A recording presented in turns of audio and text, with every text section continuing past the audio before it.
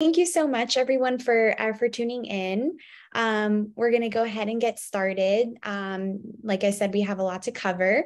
So thank you so much for joining us for our Navigating Mainstream Benefits training series, focusing on Medicare, Medi-Cal, and Covered CA Part 1.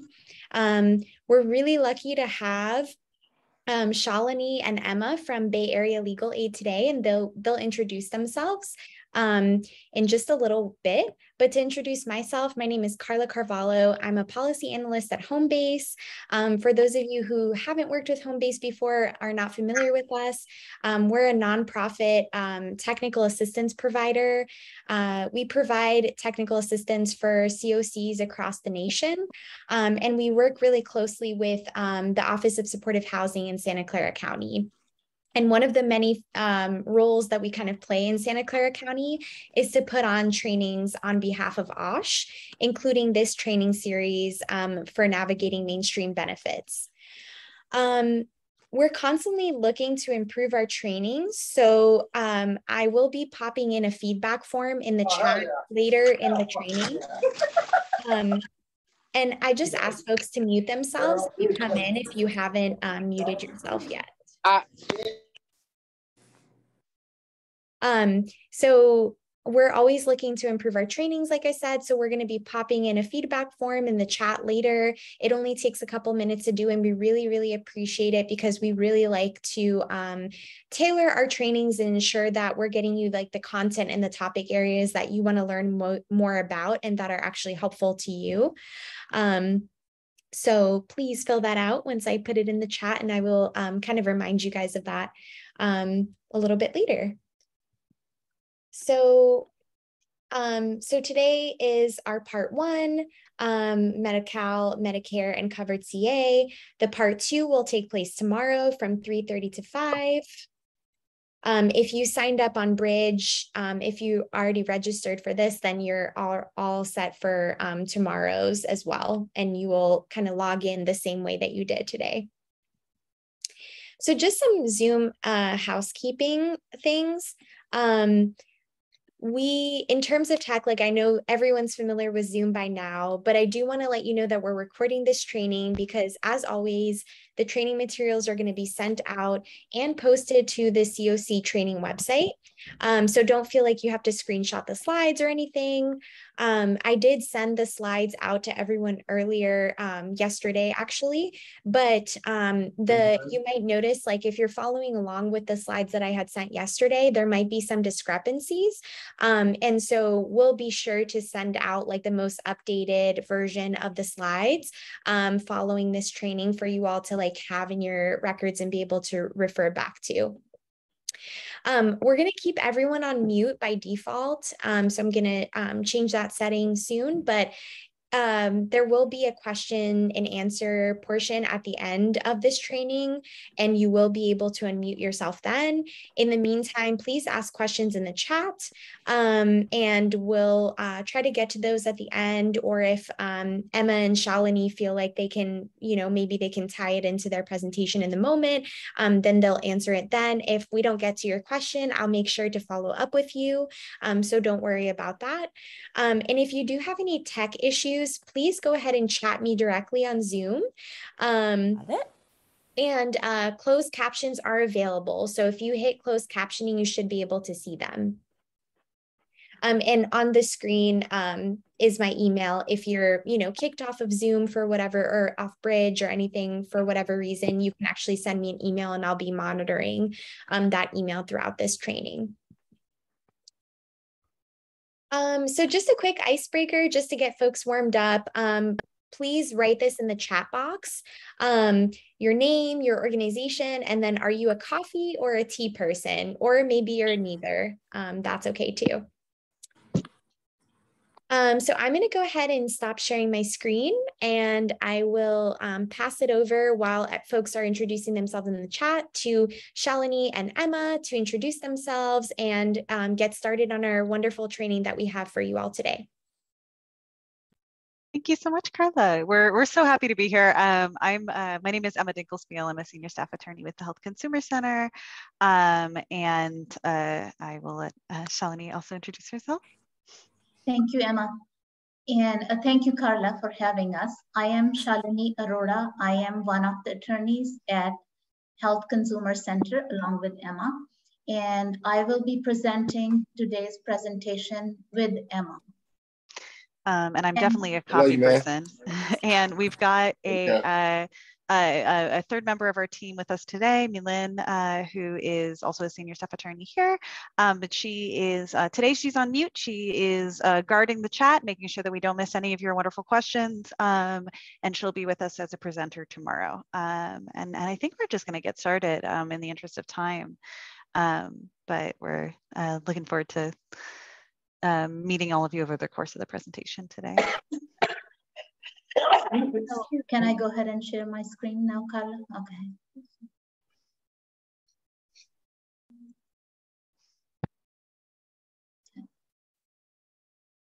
Can you see my screen? Emma? Yeah, no, looks great. Okay, perfect. So I'm going to get us started today. We're Bay Area Legal Aid. And Shalini, if you want to go to the slide regarding our services, next slide. I will. Sorry.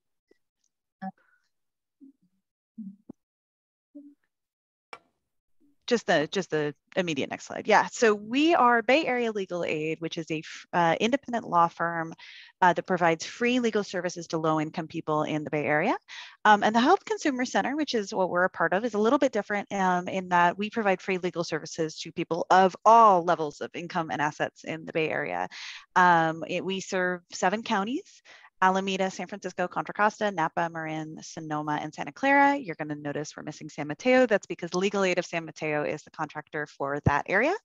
And we're part of the reason we can help people through all levels of income and assets when normally that's not within Bay Area Legal Aid's remit, is because we are part of what's called the Health Consumer Alliance, which is a network of agencies throughout the state that make sure that somebody in each of California's counties can receive free legal advice about any kind of health insurance or healthcare matter, just by calling a hotline. And there is a Health Consumer Alliance program, like I said, in each county in the state, and we're the folks for these 7.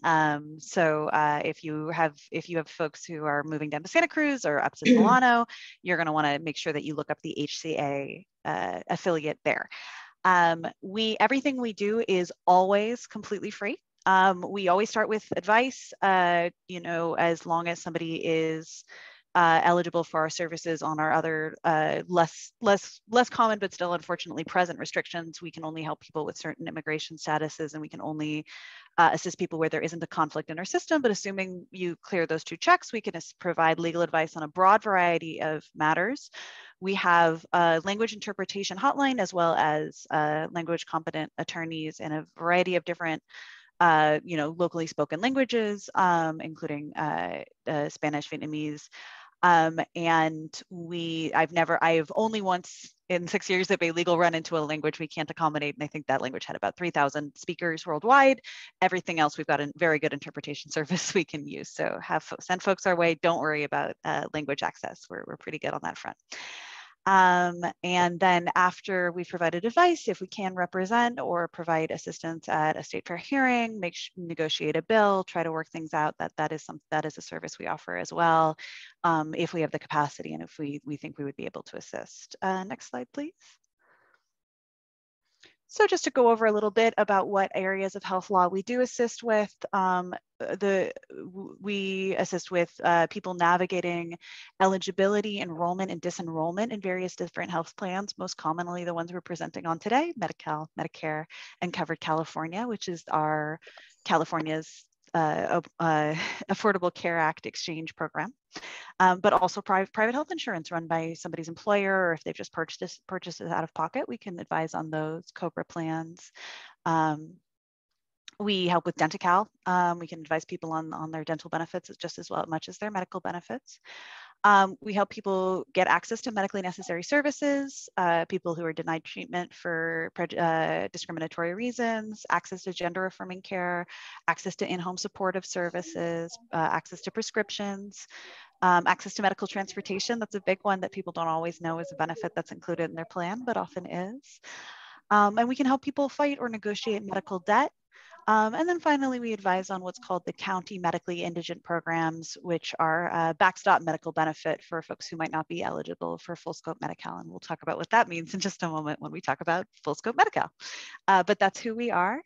And we don't do medical malpractice. That's sort of the big exclusion. But we are otherwise pretty broadly able to advise on health insurance and access to care matters. Next slide, please. So you have a client or you have a friend or you have yourself who has a medical or health insurance problem and you're wondering if we can help you out. Give us a call. Here is the number. It is on the slide, 855-693-7285. We are open Monday through Friday. Right now, we are only open from 9 to 1 because we're a little understaffed. Our normal hours are 9 to 5, but you can leave a message at any time. We will always call you back during our first open hour. Right now, our wait times for those callbacks are not long. Like it's typically at the moment, the longest wait time is about an hour. So it's really not bad. And it's not even usually that long. So please give us a call. Please send your clients our way. But if you're having trouble accessing it, or if you know somebody who's having trouble accessing it, feel free to reach out to us as well, and we can try to make sure that they can get through. Okay, let's get started with the training. Next slide. So today, what we're going to be covering are Medicare and Medi-Cal. These are the two massive publicly funded, federally funded primarily insurance programs for backstop insurance programs. The social insurance programs is another term you might have heard. They are different programs. And that is the number one most important thing to know about Medicare and Medi-Cal is that they are very different programs with very different rules and very different client populations. Medicare is the, as you may already know, is the state-funded program, the federally funded program, I should say, that covers people who are older than 65 years old or are permanently blind and disabled and have a certain number of work credits. It covers hospital services, physician services, and prescription drugs in certain circumstances, and there are usually costs associated with receiving Medicare. It is usually a paid for service, although it is quite low cost compared to other kinds of insurance. Conversely, Medi-Cal is the Californian name for the federal program known as Medicaid. Medicaid is a free, in most cases, although we'll talk about some exceptions, insurance for low-income individuals that covers a very broad swath of medical care. In most instances, and again, we'll talk about some exceptions, Medi-Cal can cover hospital services, physician services, and long-term services and supports. And it also covers prescription drugs through a program called Medi-Cal RX. Medi-Cal will cover things that Medicare wouldn't dream of, most notably in our client populations that we tend to serve, in-home supportive services. Which we'll talk about in more detail later. But if you've heard that term, that's a Medi-Cal only program. Most nursing home care in the state of California for everybody is covered by Medi-Cal. That is the largest single provider of nursing home services is Medi-Cal. It's a wonderful program when it works, and our job is to make sure that it works. So next slide, please.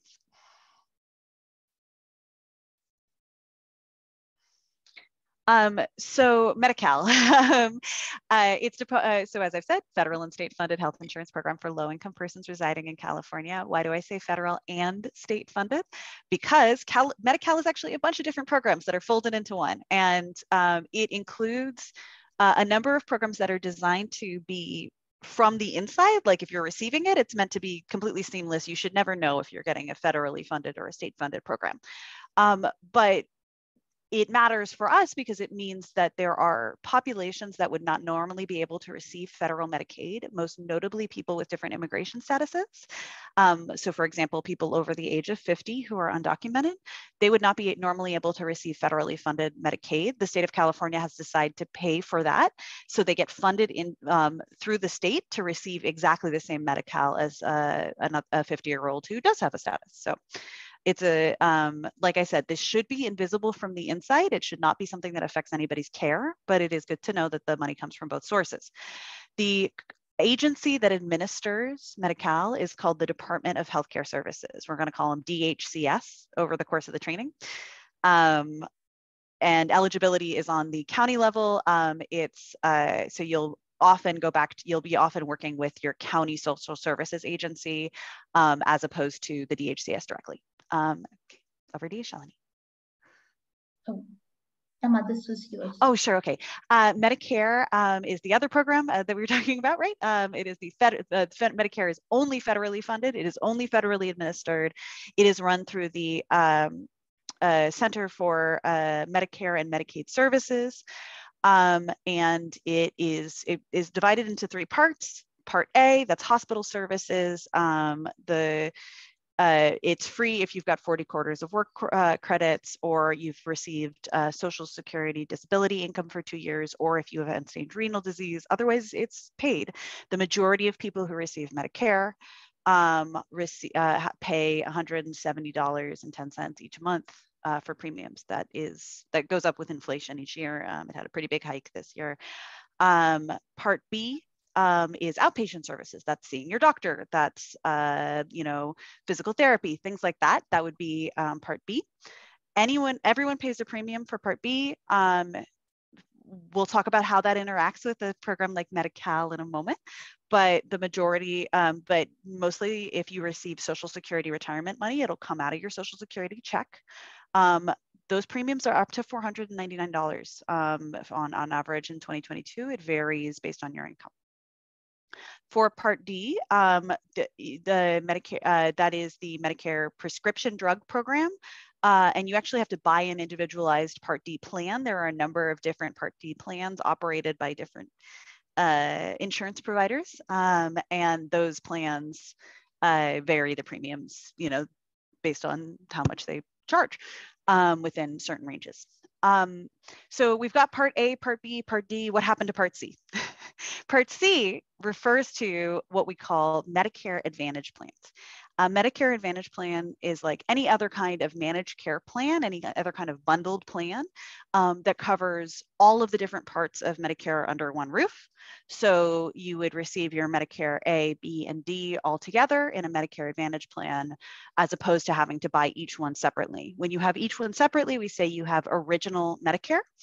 But many people have Medicare Advantage plans instead. And we'll talk more about the difference later.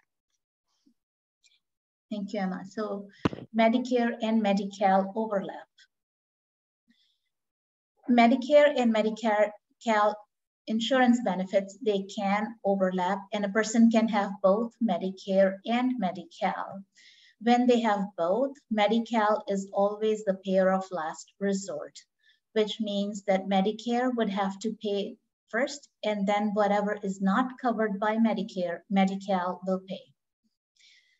For Part B, physician services, Medicare usually pays only 80%, and the leftover 20% is paid by Medi-Cal. For people who have both Medicare and Medi-Cal, or if they have just Medi-Cal, the provider cannot bill for any co-payments or deductibles, and that's called balance billing, which is illegal.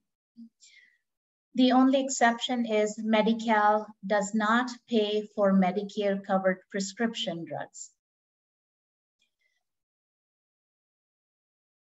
For Part D, the prescription drug co-payments, everyone does have to pay.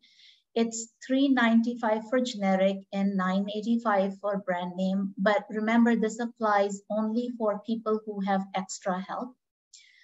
For people who are under the 100% federal poverty limit, that amount goes down. They pay only $135 for generics and no more than $4 for brand name prescription drugs. There are different types of Medi-Cal. Free full scope Medi-Cal, the share of cost, and the restricted scope Medi-Cal. So free full scope Medi-Cal is what most Medi-Cal recipients have.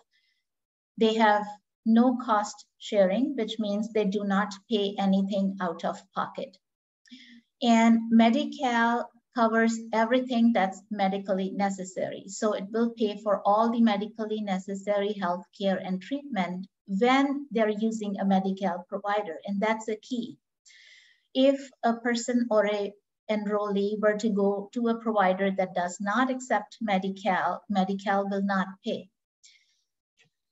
The medically necessary payment standard, it's a little bit broader for people or children up to age 21, and it includes all, the standard includes correct or ameliorate. As of July 2022, there are no premiums. Premiums have been reduced to $0 for various kinds of Medi-Cal coverage, even for people who do have some cost sharing.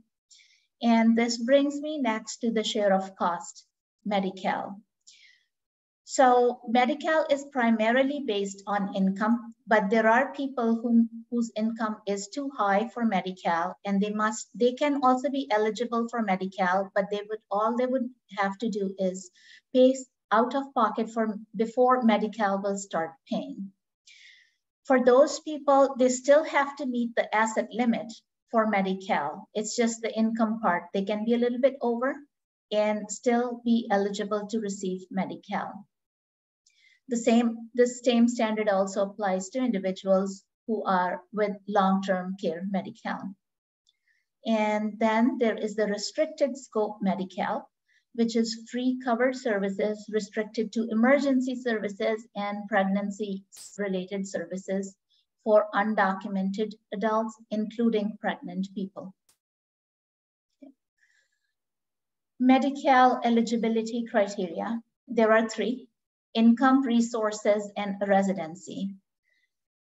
Within the Medi-Cal, there are 2 ways to calculate income. One is the MAGI Medi-Cal for adults and children, and then the non-MAGI Medi-Cal for seniors 65 and older and people with disabilities. The resource limit, there is none for MAGI. It's entirely based on income.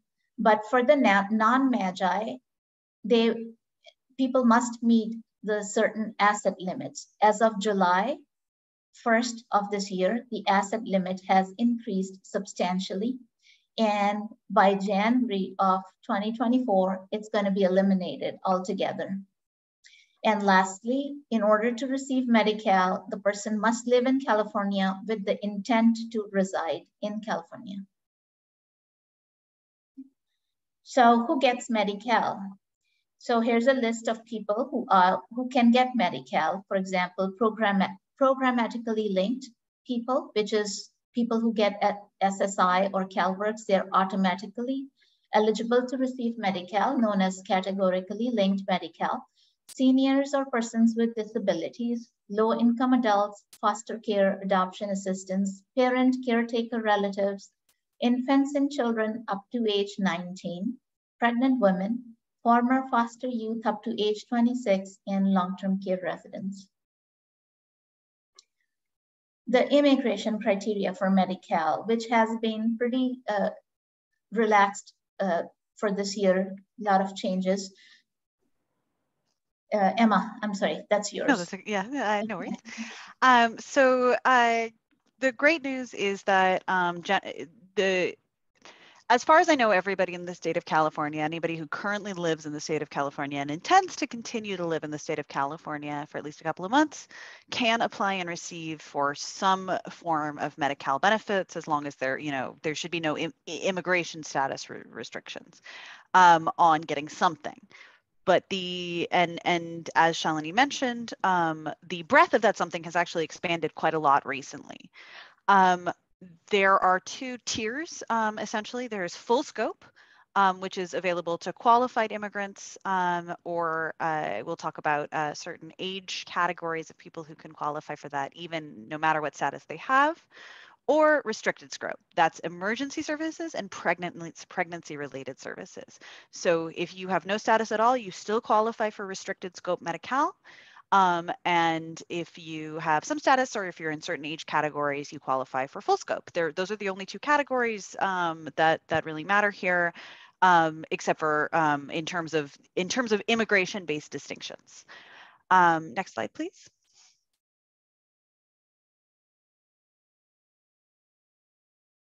So what does it mean to be a qualified immigrant?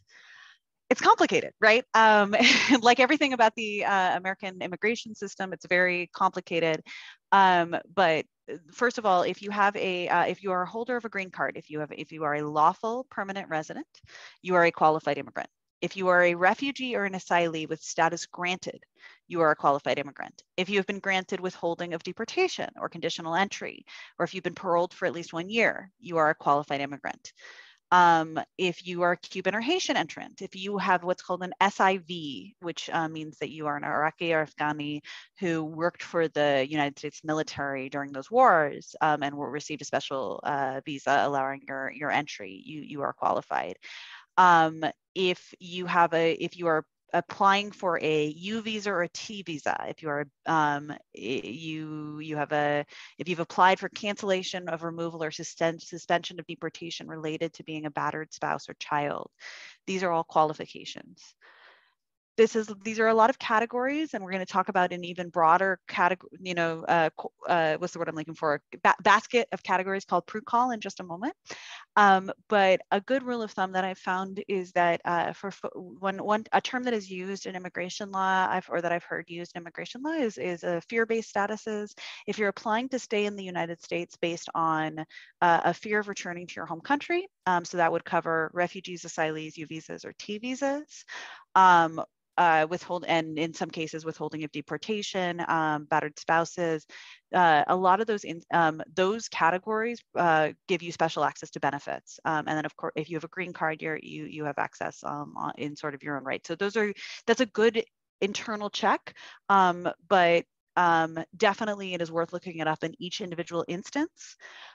Some categories of people who are not qualified immigrants, student visas, because you're not intending to permanently remain. Most work visas, generally speaking, on those visas, you are not a qualified immigrant. Next slide, please. Permanently residing under color of law. I want to talk about this first. This is a catch-all term that is used in benefits law. It is not an immigration status on its own, but it is something where the federal government has said, okay, look, if you are within the United States, you are intending to stay in the United States, and we know you're here and we're not intending to take any action to remove you, so you are permanently residing under color of law, you can receive benefits on those terms. Those are called PRUCOL statuses, and the classic example is DACA.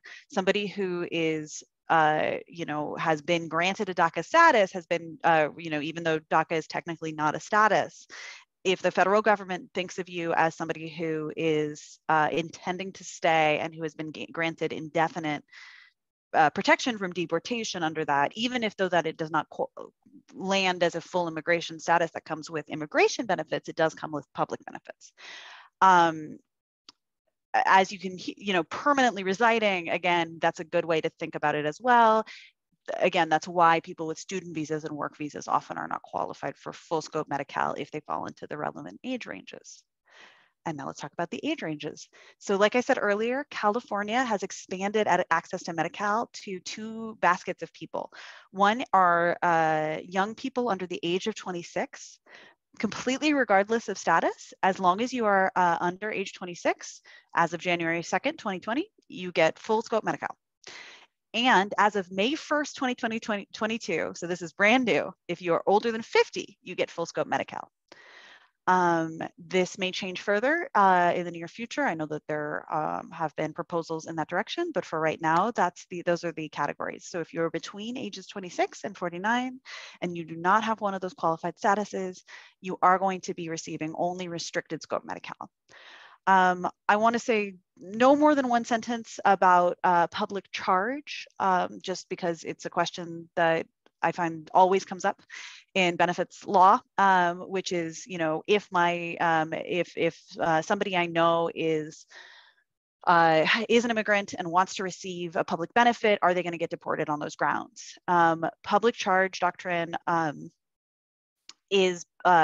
change based on, you know, the change in regulations, but the rule right now is that you can receive Medi-Cal without it affecting your eligibility for certain immigration changes, unless you receive certain kinds of long-term care.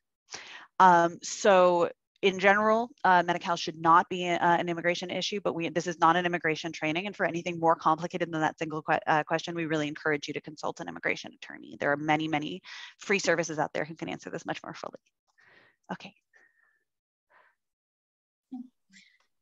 So the next slide is determining income Magi versus non-Magi. Medi-Cal has different categories. One is the traditional Medi-Cal, which is the non-Magi, and then there is the Magi Medi-Cal. The traditional Medi-Cal categories include somebody qualifying for Medi-Cal based on age, blind or disabled, medically needy, long-term care, or 250% working disabled. And we'll talk about the 250% working disabled in more detail later on. The traditional Magi Medi-Cal categories are expansion childless adults 19 through 64, pregnant people, children up to age 19, and parent caretaker relative.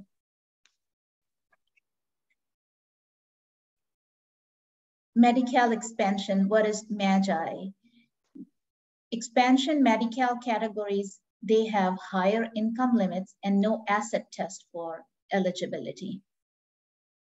So money in savings account or personal property is not counted. It's entirely income based, how much the person has in a month. The Magi calculation by itself is based on the tax rules. So it's adjusted gross income and their non-taxable Social Security benefits. Example, Social Security disability, Social Security retirement, tax-exempt interest, and foreign earned income and housing expenses. They all factor into the Magi income calculation. And that Magi income is adjusted gross income on line 11 on IRS Form 1040 for 2021. People can take deductions, tax deductions that can affect their adjusted gross income, such as student loan interest deduction and self-employment expenses, etc. Common income exceptions are state disability insurance, financial assistance that they receive to pay tuition. This chart just tells you what the income limits are for receiving Medi-Cal. And along with the slides, I believe we also there was a chart that included the income limits for other household categories. This one here is just for a household of one. For example, for expansion adults, age 19 through 64. For 2022, one person, if the income is $1,564 or less in a month, they are eligible to receive Medi-Cal, provided that they meet the asset limit. This is for non-Magi, by the way. And Medi-Cal expansion. So eligibility is determined based on the income and for their household size. And household size is based on the tax household size. Usually, a tax household is the tax filer, their spouse, and any dependents they claim. For people who are self-employed, income is counted as reportable income, but only the one that the taxpayers net only for the taxpayer's net business profit or loss as shown on their Schedule C. IHSS income has its own special rules. Under MAGI-based program, IHSS wages received by IHSS providers who live in the same home with the recipient of those services are excluded from gross income. So a lot of times, for example, the spouse would be an IHSS provider and they are receiving IHSS income. That income would be excluded from the income calculation for the Medi-Cal purposes. Emma, yours now. Yes. So when you're calculating the income for MAGI eligibility, we're only using the countable income of the people in the MAGI Medi-Cal household. And that might be different for different people in a given domicile, right? A bunch of people living together, you may calculate their household sizes differently. It's an individual basis, it's possible that in some cases that, let's say, an adult child lives with their parents and they're, due to the tax filing rules, they might be their parents dependent, but they may be independently eligible for Medi-Cal based on their own income, even though their income may mean that their parents aren't eligible for Medi-Cal at large. The Covered California website is pretty good, not uniformly perfect on this, but it has a income calculator that can sort of give you a quick sanity check of, does this household's income based on everybody who's in that tax household clear the Medi-Cal bar or not. I wouldn't take it as gospel, but it's pretty good. Excuse me just one second.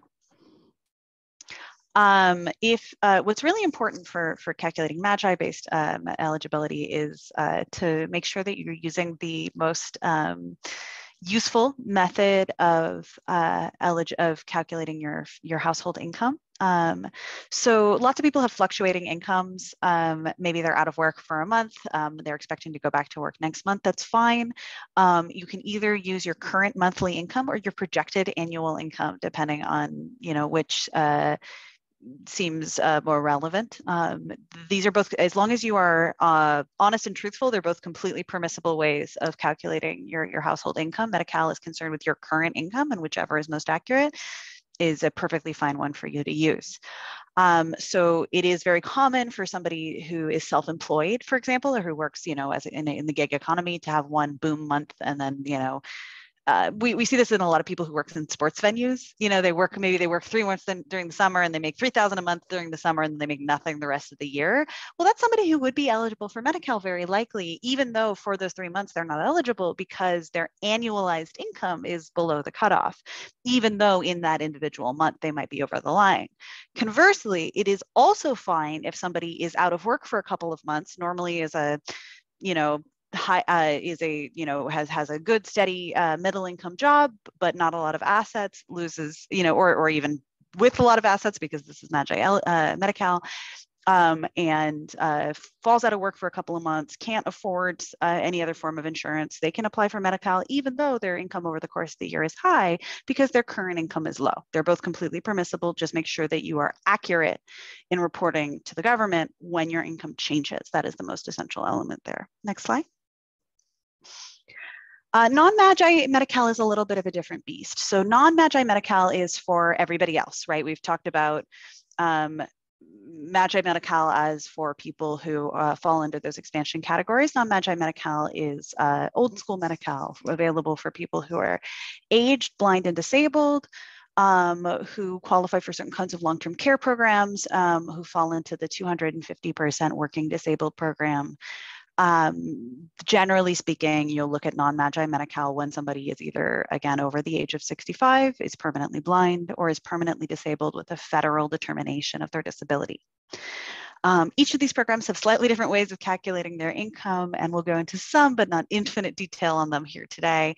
But what's most important is that these programs are the ones with the asset limits. As discussed, asset limits have recently changed, but they do still exist. Age blind and disabled, as mentioned, individuals over 65 or under 65 and disabled. That's sort of the most basic non-MAGI Medi-Cal program. Then if somebody makes more than 100% of the federal poverty line, or somebody has a small amount of working income, up to 250% of the federal poverty line, they might be able to participate in what's called the Working Disabled Program. This used to have a nominal premium. There are no premiums for Medi-Cal at the moment. But this is for people who are over income for the Aged and Disabled program specifically because they have some work income. Next slide. Non-Magi Medi-Cal categories have an asset limit, as said, and the new asset limit, effective July 1st, so this is very recent, is $130,000. That is an increase of a substantial amount from the prior one, which was $2,000. For a couple, it's 165. Before it was 3,000. This is a very big change in many people's lives. This change has only happened in Medi-Cal. This has not happened in the federal benefits that a lot of people who are on non-Magi Medi-Cal use to survive. So if you receive, for example, Social Security income, supplemental security income, if you're on SSI, there are still asset limits associated with SSI that are still those very low numbers, 2,000 and 3,000. But if you are not, for example, let's say you're on SSDI or you have retirement income and you're eligible for age-blinded disabled Medi-Cal, you can now have much more substantial assets than you might have been able to have in the past, which is great. Some assets are always exempt. A home is always exempt if you live in it. A car is always exempt the first time. If you're a couple, you get two. If you have a collection of vintage Mercedes, then unfortunately those do get counted. But your actual homestead and your actual vehicle that you use to get around are exempt assets. Another large category of exemptions are work-related pension plans like IRAs or KIOs. If the family member whose name is in it does not want Medi-Cal, it's not counted at all. If you do want Medi-Cal and there are payments of principal and interest being made, the balance is unavailable and it's not counted. And then life insurance policies are exempt if the face value is less than $1,500, and irrevocable burial trusts or prepaid burial contracts are exempt. There are a few other exemptions, but those are the ones that come up most often, sort of by far. Next slide. So countable income for non-Magi Medi-Cal is done in a complex way. You take your actual total monthly income from all sources. You deduct any medical insurance premiums, including Medicare Part B. So this is the most common one that we see, or any other kind of supplemental insurance. And then you take out a 20% deduction just off the top, just like straight up the top. You take off $90 from any employment income. You subtract any impairment-related expenses paid to become or remain employable. So if you are paying for a car service to get back and forth from work because you can't, walk to work, you can subtract those expenses. If you are blind, you can subtract any income-related work expenses. So that's uniforms, transportation, supplies across the board, no matter whether or not that's your disability. That's again, if you're blind. And then in all cases, once you've done all that, you divide in half the remaining of your employment income. So we've got an example here. Joe makes $3,000. We take 90 off the top. We divide the whole thing in half, and Joe is left with them. I think we have the wrong math here, be from an older premium deduction, but it's around $1,400 in countable income.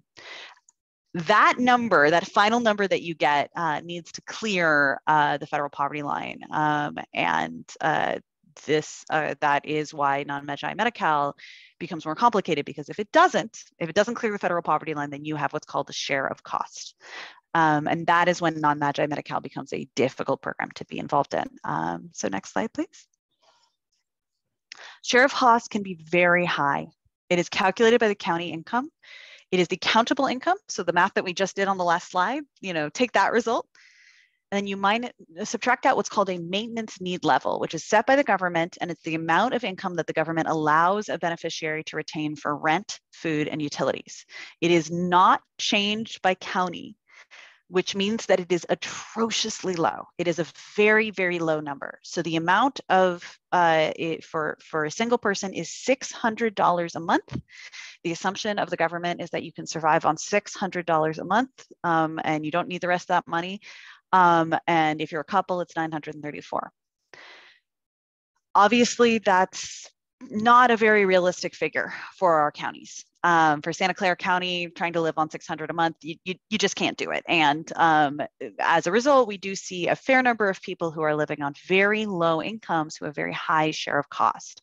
So we have an example here, right? We've got somebody who's got a non-exempt income, some kind of disability-related income. They've got, let's say they've got Social Security disability. Their income is $1,750. They take $20 off the top, like we said, to calculate their countable income. Excuse me. And then you subtract 600 for the maintenance need level, and that leaves them with a share of cost of $1,130, which is the amount that they have to pay each month out of pocket for any medical care that they choose to access. Now, if you aren't accessing any medical care on a monthly basis, you don't have to pay anything, right? It's not a premium. You don't have to pay every month, but it is the amount that it acts more like it acts a little bit more like a deductible each month. If you access medical care, this is how much you will have to pay out of pocket before Medi-Cal kicks in. It's not ideal, and it can be very complicated. Next slide. So there are a number of common strategies that get used to address the share of cost situation. One is one very common one that clients sort of tend to work out on their own is if you have share of cost Medi-Cal, you're going to try to go to the doctor, schedule all your doctor's appointments in 1 month. If you're not, regularly paying for regular medical care, then you're just going to do everything in 1 month. You'll pay that deductible on top, that $1,000 out of pocket, and then everything else will be free for the rest of the month. That's certainly an option. You can also do that with unpaid medical bills. You can pay medical expenses on behalf of another family member and count those. But what we most frequently end up counseling people on is the concept of supplemental medical insurance. So a very common fact pattern here, a very common situation that we come across is somebody who is retired, who is on Social Security, who has their Medicare Part B premiums coming out of their check. And I want to correct something I said earlier, by the way. We had the numbers swapped on the Medicare Part A and Part B premiums. I said Part A is $170 and Part B is $499. It's the other way around. Part A can be up to $499. Part B is always $170. So they've got $170 coming out of their Social Security check each month, right? But they still have a share of costs because it's not a very, high number for a premium, which has its pros and cons in this context. And they don't have any employment income, so there's no deductions. So what we'll often talk about and what you can get counseling on is having is paying for what's called supplemental medical insurance. To reduce it to below the free aged and disabled limits. And in 2022, that's $1,564. So our guy from before, whose countable income was $1,750, right? We maybe, if he's got a, let's say that's $1,750, minus the maintenance, if he's got $1,750 and he doesn't, that's after his Medicare Part B premium has already been taken out, we might recommend that he get some vision or dental insurance, or what we call a Medigap insurance plan, to supplement his Medicare to get him down to that level, right? $200 a month is much cheaper than $1,000 a month to access medical care. You can also deduct premiums paid on behalf of other immediate family members. So if you're covering your child's insurance or your spouse's insurance, that can be counted as well. And then finally, if somebody is doing any work at all, there's also the 250% Working Disabled program. This program is a godsend for a lot of people, and it's definitely something to look into. The Working Disabled program can be used for any level of work. And that means that even if you're just taking a couple of hours of paid work at a local, you're folding brochures at your local church, or you're, doing the till at the local coffee shop just as as something to keep busy, even on that level, that can still qualify you for the Working Disabled program. So, and once you are on the Working Disabled program, you're eligible for Medi-Cal with no share of costs. So it's a more favorable program to be on if you are capable of doing work. I think it's back over to you, Shalini. So I'm going to start with an example. John and Jane are married and live together. John and Jane are both 65 years old. John receives $1,200 in SSA and Jane gets $1,200 in SSA. John and Jane pay $400 combined in Medicare Part C premiums. Are John and Jay eligible for full scope A&D Medi-Cal? And I will also just point out that the income limit for a household of 2 to receive Medi-Cal is $2,106 per month.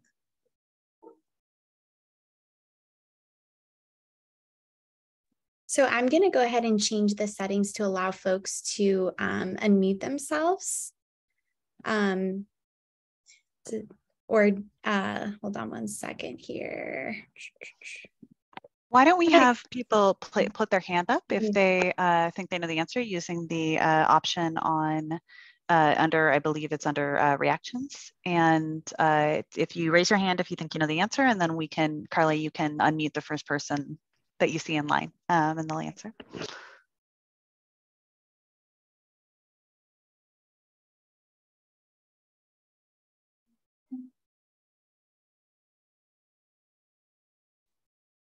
No questions. So I'm not seeing any hands up. Does anybody want to take a guess? It's sort of yes or no. So you've got a 50% of being right, even if it's by accident. Okay, and it is correct. The answer is yes. And I do have an answer on the next slide. So $1,200 for John, $1,200 for Jane. That's $2,400 total for their household income. As Emma mentioned, everyone can take a $20 deduction. And remember, this is non-Magi Medi-Cal only. Because they pay $400 in Medigap insurance, that can be deducted as well, which leaves them with a countable income of $1,980. That $1,980 is less than the $2,106 income limit to receive Medi-Cal for a household of 2. So they are eligible to receive Medi-Cal. Full scope, in this case, no share of cost. So let me go to the second example. Jane has an employment income of $2,000 and unearned income of $1,000. She meets the asset limits. What is her share of cost? And again, feel free to raise your hand if you have any question or if you have the answer. And I do have the answer that I will go over in the next slide.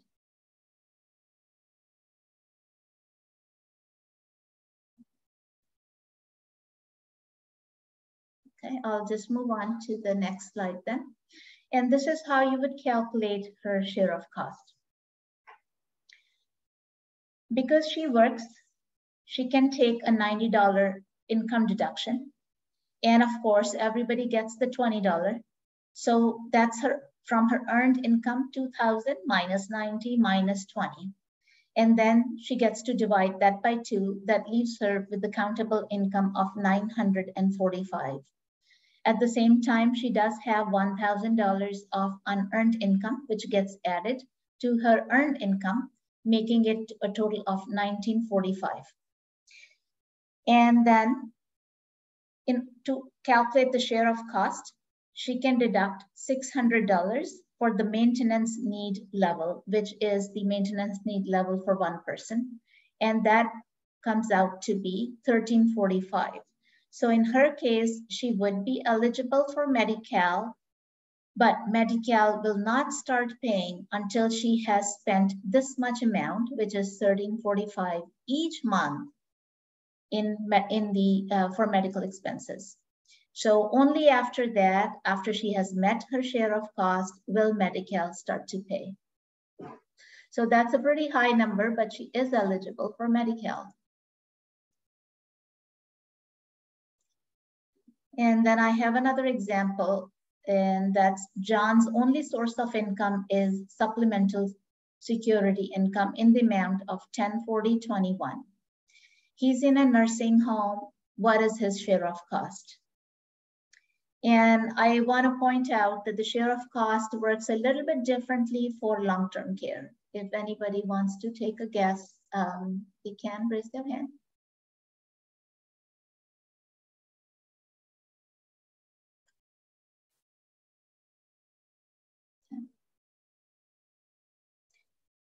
And this is how you would calculate for the long-term care in a nursing home.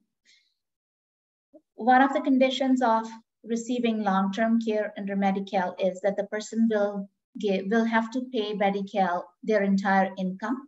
They're only allowed to retain a very small amount, which is the maintenance need level. And that maintenance need level is only $56 for people receiving SSI.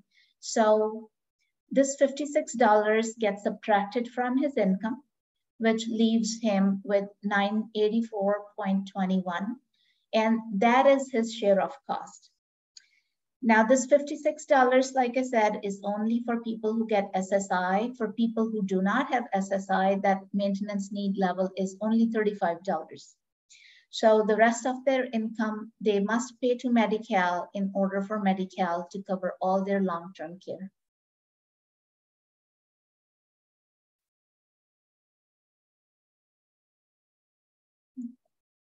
And then we have the 250% working disabled program that Emma mentioned a few slides ago.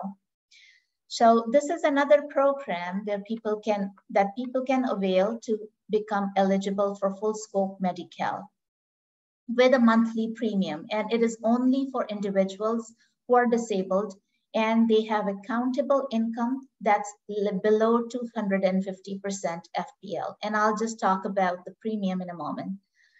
So the criteria is they must be disabled, and it is the SSA determination of disability or the Medi-Cal determination of disability. If SSA has already done the disability determination, that suffices. They must also be minimally employed.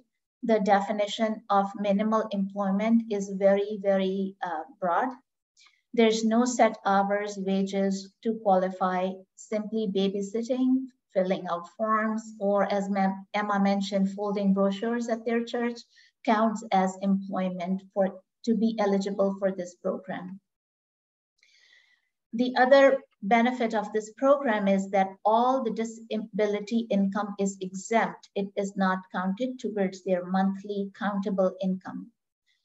So it says here they do have a premium, but I want to point out right now, as of July 1, 2022, the premiums have all been reduced to $0.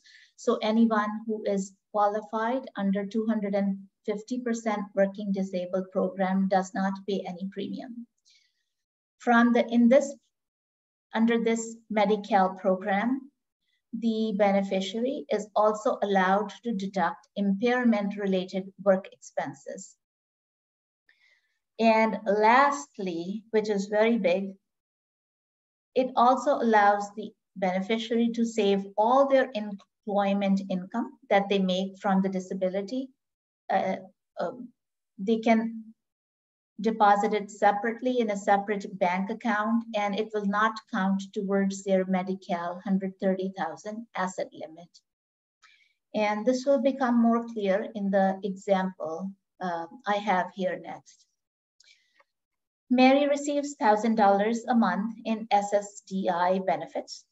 She also works 8 days a month and grosses $600. So that's her disability income. Okay. The income she receives because she's working and she's disabled. She pays a neighbor $10 per day to drive her to work because she cannot use a bus. She has panic attacks. Is she eligible for Medi-Cal's 250% working disabled program?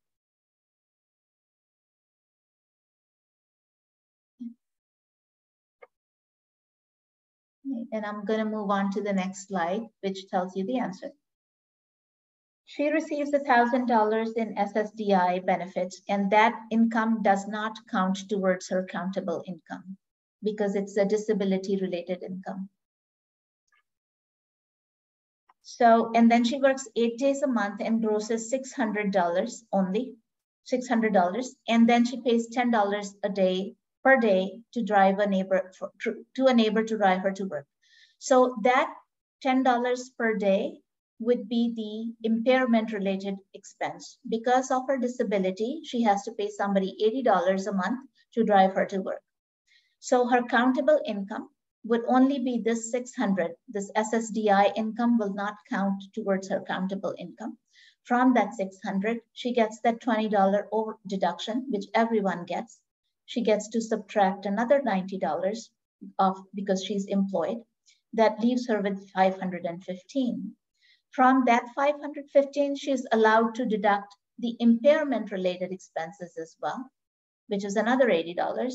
Then she divides that by 2, and this number, $217.50, that's her countable income. So this countable income is way below the 250% working disabled income limit of 2833 for a household of 1. So she does qualify for Medi-Cal. Full scope, no share of cost. And I'm going to just switch gears and move on to something called the California, the Enhanced Care Management and the Community Support Programs. So Cal-AIM,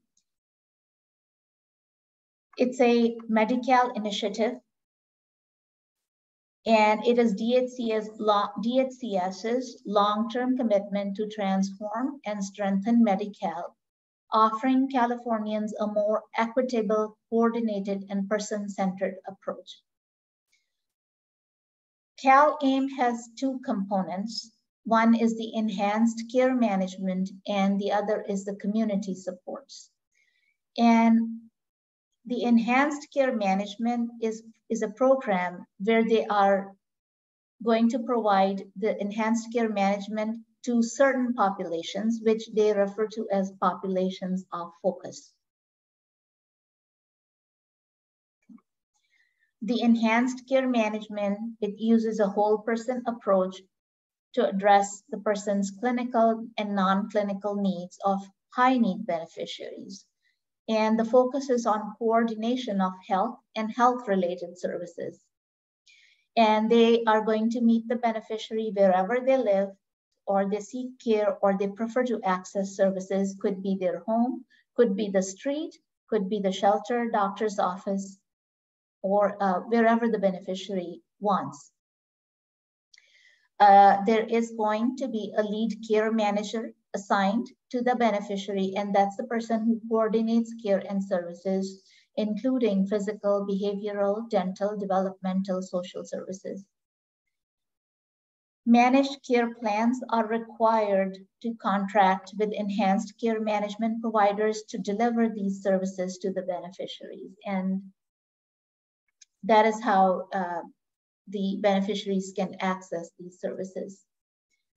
So I just a moment ago mentioned the populations of focus, and you can read those. These slides will be, you'll have a copy of these slides after the presentation as well. But some of the obvious populations of focus are people experiencing homelessness. They are a high need population. And then people with serious mental illness or substance abuse, people at risk for institutionalization and long-term care, and then children and youth involved in child welfare, for example, including those with a history of involvement in welfare and foster care up to age 26. And this is an example of how enhanced care management would work. And this is an example directly taken from DHCS website. And I will read it. Frank has struggled with opioid addiction while living on the streets of San Francisco for the past 4 years. Frank visited emergency department 7 times in the last 2 years because of overdoses, and he returns to the streets after brief stays in shelters. In 2020, Frank contracted COVID-19 and continues to experience long-term symptoms. Cal-AIM's enhanced care management connects Frank with a care manager They can meet at a nearby food bank to make plans for him to see his mental health provider to get his medication adjusted, follow up with his primary care doctor. The case manager also connects Frank to local community support provider who will help him secure safe, supportive housing. So an example how enhanced care management would actually work. The other part of CalAIM initiative is the community support. So these are the new services provided by Medi-Cal managed care plans.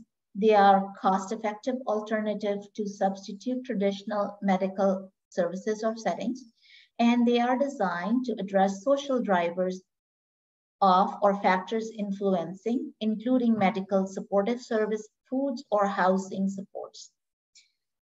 There are 14 pre-approved community supports available to eligible Medi-Cal beneficiaries, regardless of whether they qualify for enhanced care management.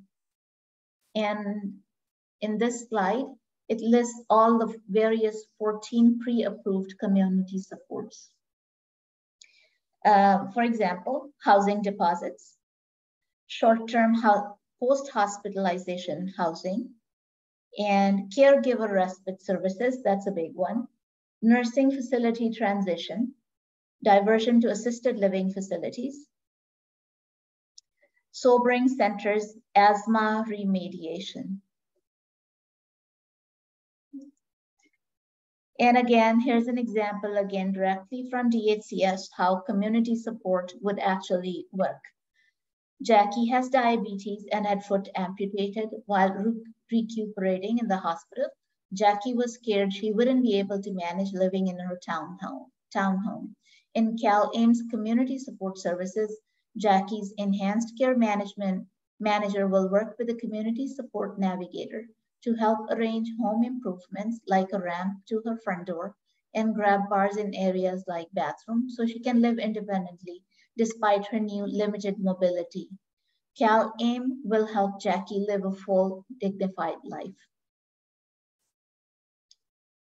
And that's all I have for community support. In your slides, you will see some extra slides. So those were not meant to be there. Please disregard those. And then at the end, I believe Milin has already sent the updated, or she will send an updated slide. Milin, are you gonna send those? And everyone then can have the updated slides. And Emma, this is yours next. Yes.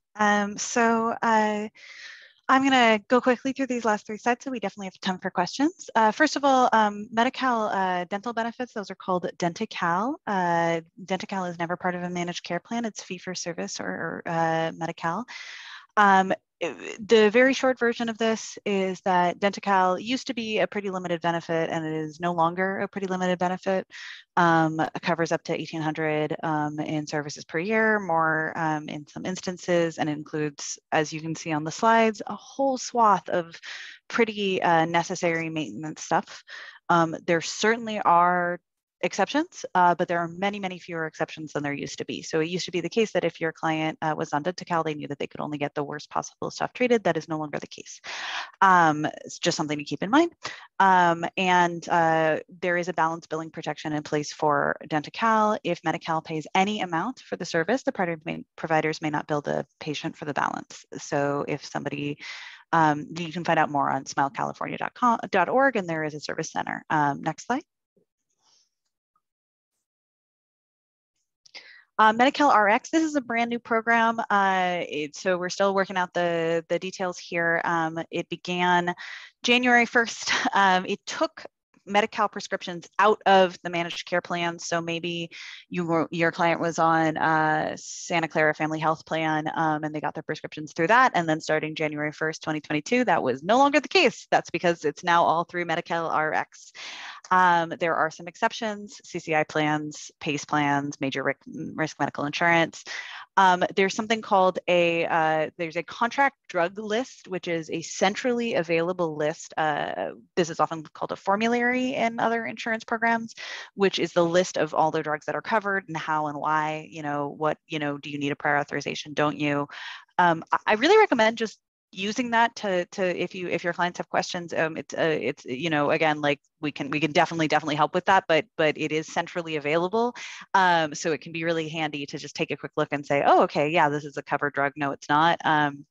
There are special rules about prior authorizations. People who were previously authorized to receive a medication didn't immediately have to go through and get that renewed just because their insurance has switched over to Medi-Cal RX for it, but that has, that is grandfathered in, and as those renewals come up, they may need to get those reissued, and there may be new rules.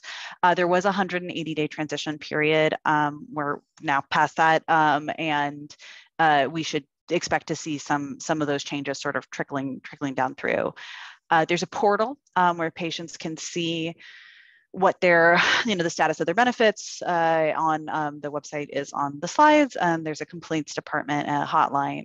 Again, the number is on the slide, and this is a matter we can assist with as well. Next slide. Finally, just so folks know how to apply for Medi-Cal online, there's an application on coveredcalifornia.com. You can do it through the Covered California website. Much more about Covered California tomorrow. And then there's also the My Benefits CalWin website, mybenefitscalwin.org, where you can apply for Medi-Cal, CalFresh, CalWorks all at once.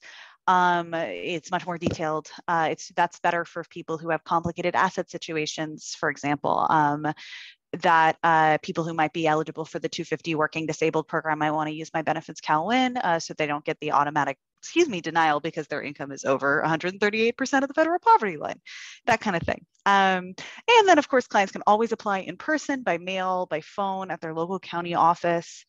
There is a brand new program that grants temporary Medi-Cal benefits for applicants while eligibility is being processed. That should be in effect right now for any application filed on coveredcalifornia.com. Medi-Cal also has retroactive eligibility. So if you are eligible at the time of your application and you've incurred medical bills in the last 90 days and you were eligible then, and Medi-Cal would pay for that if you had applied earlier, you can get those claims covered. You submit them to Medi-Cal and they'll make a determination. So that's a really important benefit to know about. We get a lot of people who didn't realize they could get on Medi-Cal until after they had their ambulance bill, but that ambulance bill might be covered. Okay, great. That's it for us today. Thanks for going through that marathon with us. We're going to take questions. Yeah, so folks want to just raise their virtual hand, and then I can have you unmute yourself, or if you want to type in the chat, that works as well. Lynn, if Lynn could. Can you hear me? I can. So if someone is retired and on a federal retirement system, like with the federal government, would they be eligible for any of these services? And then I have a second question. What is Medi-Medi? So great, those two questions absolutely tie in together, and I'm glad you asked them both. So people who are on federal government retirement benefits are either unless something about their immigration status doesn't qualify them, if they're receiving federal government retirement benefits, they should be also receiving Medicare. They are almost certainly eligible for Medicare. And if you are eligible for Medicare, you have to get Medicare or a penalty will be incurred the longer you wait to get it. So they should be on Medicare, both in the sense of, hey, you should be eligible, you should get this. And also in the sense of, if you haven't gotten on Medicare, you should get on Medicare or there will be cumulative financial consequences down the line. So Medicare is that benefit, is the federal retirement benefit that you get after years of work. You may well be eligible for Medi-Cal at the same time. They're separate benefits, right? If you are financially eligible for Medi-Cal, then you're financially eligible for Medi-Cal, and lots of people are eligible for both at that time. If you are on Medicare and Medi-Cal, you are a Medi-Medi. So that is the answer to your second question. That is somebody who is eligible for both programs is Medi-Medi. Lots and lots of people are eligible, are Medi-Medis. Thank you so much. Yes, just to read this out loud, Jay Contreras asked in the chat, is Medicaid the same as Medi-Cal? And Shalini answered that Medi-Cal is the California version of Medicaid. I don't know why they decided to make it the most ungoogleable name imaginable. It's a great pun. but it's terrible, especially when you're, advising people in a language where there's no obvious distinction. Yeah, Medi-Cal is the California version of Medicaid, same program. I also wanted to acknowledge Andrea's question from earlier. She said, these slides are not too intimidating. They're easy on the eyes. Do you think this would be useful as a booklet, so to speak, to have available for tenants in a family apartment building that I provide supportive services? That's extremely kind. Let's follow up with you directly on that and figure out if there's a way that we can make a version of this available. But I'll let you know that there are agencies that do have, guides of this kind available. I think Disability Rights of California has one, if I'm remembering correctly, sort of for popular use. But obviously that's very sweet, and we'll take a look and see what we can do on that front. I want to look them over before we distribute to make sure we don't have any last typos before we hand them out widely. Yeah, and Emma, you want to take? There's a question on the chat about the emergencies. Oh, fantastic! Let me take a look. So not entirely. If you want. Oh, yes.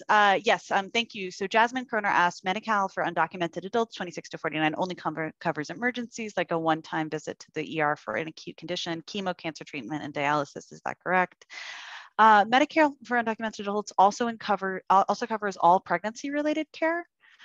Restricted scope Medi-Cal covers pregnancy-related care, so that is another benefit that is folded in there, and that includes believe it's 1 month of postnatal care. Does that sound right, Shalini? I'm sorry, I can't remember. There is some amount of postnatal care included as well. And then of course the child then starts receiving full scope Medi-Cal because they are under the age of 26. Yeah, so. And I think it's the postpartum period, as I remember. It used to be less, but it has been extended to an entire year. Fantastic, thank you, Shalini. And I can, I'll double check on that. And as far as the emergency, so the restricted scope Medi-Cal for undocumented people would cover emergencies like Emma said, and also it covers pregnancy-related services. I don't know if chemo or cancer treatment would be counted as emergency because it's not a visit to the emergency room. That's an ongoing treatment. So most likely, I don't believe that would be counted as an emergency for the undocumented adults, 26 through 49. But again, I can get back on both these questions, please.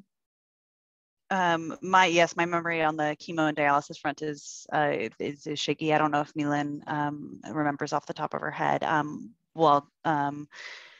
going to answer a couple of questions in the chat, and then we'll get Edna with whose hand is up. Vanessa Rodriguez asks, if someone has been on Medicare for many years, can we still see if they qualify for Medi-Cal now by completing the application? Absolutely. I mentioned the penalties that are associated with waiting to get Medicare. There are no such penalties on Medi-Cal except for the penalty of having to pay for your healthcare. There's no time limit on applying for Medi-Cal. If you're denied once, you can always reapply if your finances have changed, or even if they haven't and you just think they screwed up, go ahead, absolutely complete it now. Alma Lopez asks, there is a belief that if you own a home, you do not qualify for Medi-Cal. One of your earlier slides indicates that owning a home does not disqualify someone. Did I understand that correctly? You did. Owning a home does not disqualify you for Medi-Cal at all if you live in the home. There is something to be aware of in terms of Medi-Cal there, which is a state recovery, which is that if you end up in long-term care while you're on Medi-Cal, the Medi-Cal may try to recoup those benefits after your death in certain circumstances. That's a very complicated separate issue, but there's absolutely nothing disqualifying. There are exemptions for a modest homestead there as well.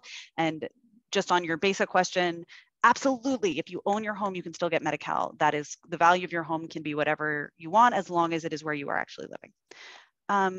Ms. Garcia, could I get your question now? Yes, thank you. So my question was in regards to the Denti-Cal. I know that on your slide there was numerous things that are yes. Awesome. Is this something new? Because I took a client, it was probably about a year and a half ago, and he didn't qualify to get, I think it was crowns or something like that. So crowns are a big exemption. I will say, like a lot, like crowns are sometimes covered and sometimes not. Like, but implants in general, a lot of crowns these days use bone graft, involve like some kind of like bone graft surgery. Those are often not covered. But the other thing, but like on the flip side of that, like a lot of dentists, in a way that you would never see in from doctors, a lot of dentists do not know or do not understand correctly the Medi-Cal, with the Denti-Cal, what Denti-Cal will fund, and will tell low-income patients, oh no, Denti-Cal is never going to cover that, and it's just not true, like half the time. So not all the time, but it is much more common in my experience for a patient to be advised incorrectly that Denti-Cal will not cover a service than Medi-Cal, and that is because there was a fairly recent change in the last few years. I don't remember how long ago, where for 4 years before that, for several years before that, Denti-Cal had been gutted because of the budget shortfall, and it was only covering like the highest level stuff. And then now it has come back. And so that has created a lot of confusion.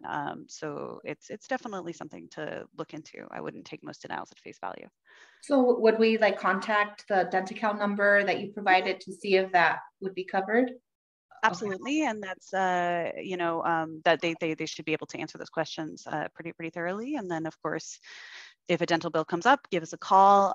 There are also other protections, just as patients in the state of California that might be applicable, even if it does turn out that Denti-Cal doesn't cover them, in terms of certain practices that get used to try to get people on the hook for large bills when they shouldn't have to pay them. So, okay, awesome. And then just one other question. I just had one other question. So would it be considered like employable income? Let's say that if like a older person owns a home and they're renting like a garage, like a granny unit type of thing, is that considered income? Yes. So any income is like not to oversimplify the matter, because there are a lot of exempt incomes, but rental income is one of those ones that is straightforwardly income that would be counted as income. Yeah. Milan, sorry, what were you saying? Just saying that if they were requesting porcelain crowns, that might be the issue because they cover prefabricated crowns, not porcelain crowns generally. Those are much more difficult to get.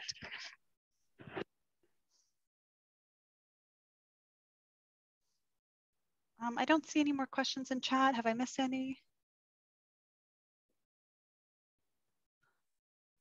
Carla has mentioned that there is a training feedback form, and that the link that she's put the link in chat. Yes, please, that would be great if you could fill that out for Project Home Base, and for us, so we know how to do a better job next time. And we'll see. We do have a little bit more time, but tomorrow we'll be able to cover California and take up any questions that occur to you between now and then as well. Oh, and I wanted to correct one thing I mentioned right at the start of the call about access to our services. I just want to make sure people know if you call outside of our business hours or when we are full up, we do generally call back the next day, right? You leave us a message at 2 and you'll get a call back the next day. And the same can happen if we hit capacity and can't take any more calls that day. So expect a call back within 1 business day, although we obviously try to do better.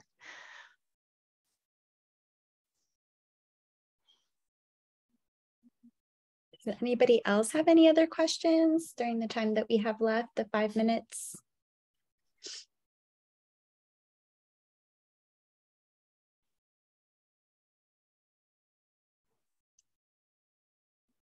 All right, well, it looks like folks don't have any other questions. Thank you so much to Shalini, Emma, and Milan for being here, for doing this presentation for folks, this training. Super helpful. If folks could really fill out that survey, it would be really helpful for us to just make sure that we're tailoring things to what you all really want and need in your work so we can support you. Like was mentioned a few times, we're going to send out updated slides to you all. and some other follow-up materials, and we'll likely send those after tomorrow's part 2 of the training, which is going to take place from 3:30 to 5 p.m. You're going to log in the same way you logged in today through the Bridge website. And if you have any trouble with that, please go ahead and email the home base email that was provided to you, or you can email me at Carla, and I'll put this in the chat, carla@homebasecc.org. But other than that, I hope you all have a great rest of your day, and we will see you all tomorrow.